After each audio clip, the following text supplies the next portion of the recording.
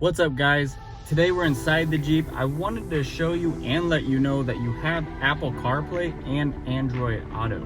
Some people don't know that, and I just wanted to show you how easy it is to use. So let's check it out now. So all you need for this is your charging cable and your phone. All right, so first we take the charging cable and we're gonna go to the media flap right here. We're gonna plug in the charging cable. So next we'll take our phone and plug it in here. Turn on the phone. And then up here, once the phone's plugged in, you'll see there's a new button that says CarPlay. Press that, and then it appears.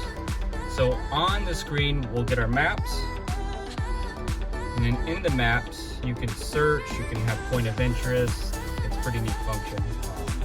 Here, this will change different things. If it's music or audiobooks, it'll appear right here.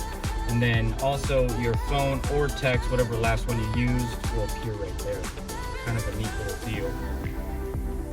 Especially if you don't have navigation in the vehicle, now you have it. Just hit the maps. So that's pretty simple. How many of you guys use Apple CarPlay and how many of you guys didn't know you had it? Let me know in the comments. And don't forget to hit subscribe and like the video.